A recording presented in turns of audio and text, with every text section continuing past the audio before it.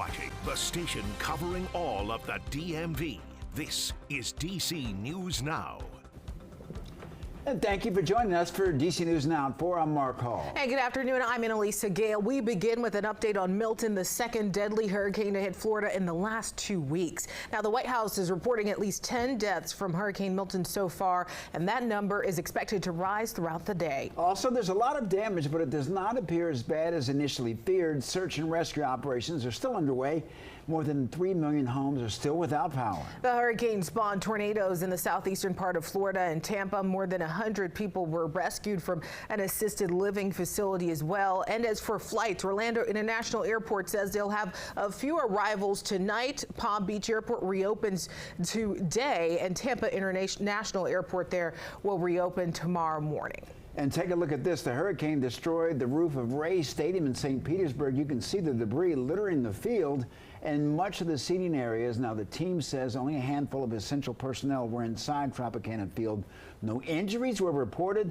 The ballpark was initially supposed to serve as a temporary base camp, but those plans changed when the storm neared. Joining us now is meteorologist Damon Matson. And Damon, yeah, my mom was telling me in Orlando she heard lots of wind. It was very windy last night. Yes, Milton ripped through the entire state of Florida after it made landfall last night. And as we saw from some of those pictures there, well, it's going to be a long road to recovery to get through some of the damage and everything now after the storm. But at least Milton has moved on. There is no additional threat from that storm any longer. But here are those power outage numbers. Again, it's not just the Tampa area, but it's the entire Florida peninsula that is dealing with power outages from the widespread impacts, again, from this tropical system, the severe weather, the surge, all of it causing these additional problems. Again, nearly 500,000 customers without power just in the Tampa area alone, and we have those higher numbers here in the red across other counties in the state of Florida. And again, it brought that surge, the severe weather, and the extreme wind, and there's still flooding ongoing from this just extreme rainfall, over a foot just outside between Orlando and Tampa Bay. And then here in this swath of pink and purple, again, you have those numbers closer to the double digits. 9, 10, 11 inches of rain came down there. But Milton has moved on. It is well out to sea at this point. So good news for the southeastern U.S. Back here closer to home, well, we've continued to have quiet weather, but it's been a chilly day. Temperatures only getting back into the lower and middle 60s this afternoon, and we are about to go into a rather cold night, folks, who could potentially see a widespread frost and freeze later on tonight. We'll have that answer in your full forecast coming up here in just a bit.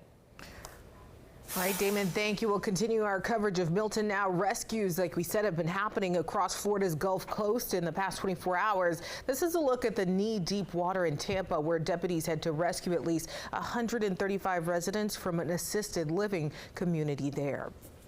Local crews with the American Red Cross are on their way to Florida to help with relief efforts from Milton. They left bright and early this morning to start their 30-hour journey south, and tell us that the more help they can give, the better.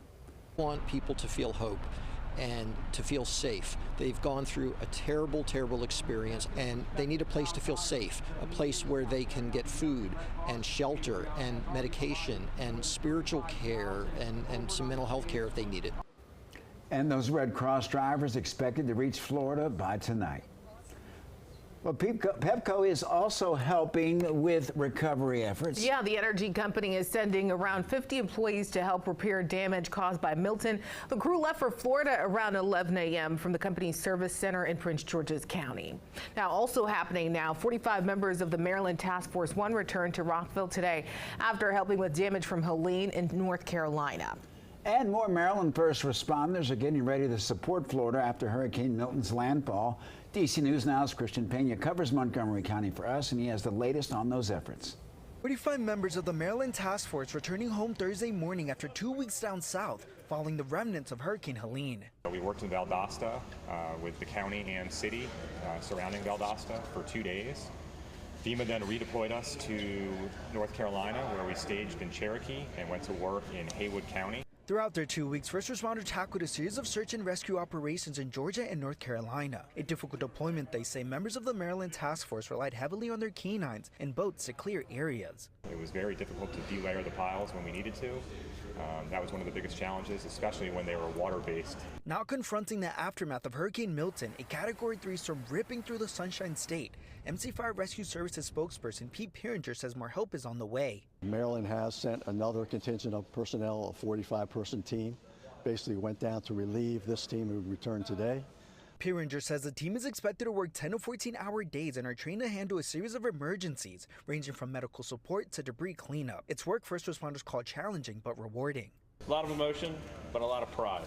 Pride that not only as a task force from Maryland, but also for FEMA that we're there to help and put any forth of effort that we can to assist those in need. The Maryland Task Force 1 is expected to be in Orlando today, and they're ready to confront any issue that may come their way. They're expected to be there roughly for 2 weeks, but could stay there longer depending on the damage they come across. For Now reporting in Rockville, I'm Christian Pena, DC News Now. All right, thank you so much, Christian. Well, right now, we're also feeling the impacts of Hurricane Helene here in the DMV 2 weeks after the storm made landfall. Hospitals and medical centers are on alert after one of the nation's largest producers of IV fluid, Baxter International, suffered storm damage during Helene. Meanwhile, the Braun Medical IV fluid plant in Florida says it was spared when Hurricane Milton moved through overnight, with plans to restart production tomorrow.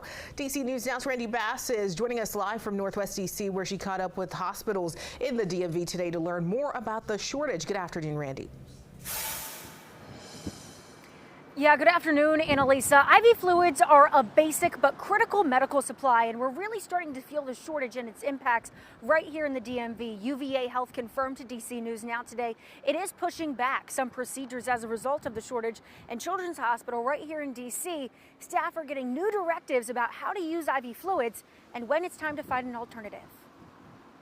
Email sent to staff at Children's National Hospital obtained by DC News Now, directing staff to use smaller bags of IV fluid when possible, encouraging discussion on when it's right to stop the use of fluids, and explaining the new criteria for fluid use to families of patients there. And in Northern Virginia, one of the area's largest health systems, Inova, says it's cut back on its IV fluid usage across its 5 hospitals by 50% over the last 8 days. We focused on where are our areas of biggest utilization historically: emergency rooms, operating rooms, procedures, our hospital floors, things like that. And we've looked at where are there areas where we can have creative alternatives. Is taking things by mouth versus through an IV. Dr. Sam Elgali, Chief of Research Stewardship, says Inova has not had to cancel or reschedule elective or non-urgent procedures, but other Virginia systems have. UVA Health confirming it's had to postpone some of them to make sure there's enough fluid supply for urgent and emergency procedures and treatments. Meanwhile, the University of Maryland Medical System says it's implemented a supply chain disruption task force to make sure they have critical supplies in stock during the shortage. Dr. O'Galley says Inova and just about every health system impacted by the shortage are working hard to find and secure additional stock. We are foot on the gas, full speed ahead on the demand side, being stewards of the resources we have and the reduced allocation that we continue to get. Whatever avenues that they can procure more IV solutions, those avenues are being pursued. Now, as for the Baxter plant in North Carolina, at the center of this shortage, it's not clear when operations will come fully back online. They say they are ramping up overseas manufacturing and getting ready to ship out what's ready to go here in the U.S. As for when they could get back to 100% operations, the American Hospital Association says that could take through the end of this year. Live in Northwest, I'm Randy Bass, DC News Now. Randy, thank you. We'll have continuing coverage of Hurricane Milton's aftermath throughout our newscast. At 4:20, we'll have a live report from Florida. Plus, you can also stay on top of the developments online at dcnewsnow.com. Also developing now in the district, 2 teens have been injured in a shooting. That shooting happened on North Capitol Street in Northwest Washington. Police say the victims are a boy and a girl. We don't know their ages at this point, but both were taken to the hospital. We have a crew headed to the scene. We'll be sure to keep you updated on air and online at dcnewsnow.com. An investigation is underway after someone spray painted the word genocide on a sign at American University. This is at Ward Circle and it's considered the front door of the school. The university says that they will hold those responsible accountable.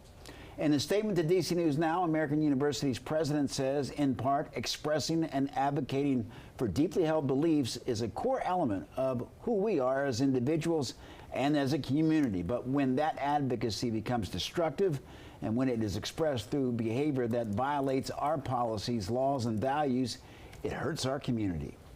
Well, right now, a new group in Maryland is working to protect children with autism after a number of kids drowned this summer. DC News Now's Kevon Dupree covers Montgomery County for us. He has more. A 6-year-old nonverbal autistic child was found in this pond here at Borough Park in July after wandering away from his family. The Maryland Autism Coalition was recently formed in hopes of stopping an incident like this from happening again. Autism Society of Maryland Executive Director Melissa Rosenberg says she and others were heartbroken to hear that several children with autism drowned this summer. There were 3 children who drowned in a very, a very close, just in the course of maybe 2 months. 1 in Dundalk and 2 others in Montgomery County. This moved them to start the Maryland Autism Coalition, which launched in July. The opportunity to share resources and get the word out throughout the state. They're doing so through education. The first thing we did was to create that Call 911 flyer. The flyer contains information on what parents should do if their child goes missing. Rosenberg says it's imperative to follow those directions because every second counts. The biggest cause of death in children with autism under the age of 14 is drowning. Children who are autistic are drawn to water, whether it's a swimming pool or a canal or the ocean or a drainage pond. And Rosenberg says the Maryland Autism Coalition plans to hold educational community events in the future. Reporting in Gaithersburg, I'm Kevon Dupree, DC News Now. DC News Now is your local election headquarters. The November election is less than 4 weeks away, and starting tomorrow, mail ballot drop boxes will be open to voters in the district, and you can drop your completed mail-in ballot in any ballot drop box at any time of the day. You have until 8 p.m. on Election Day to do so. Election Day is November 5th.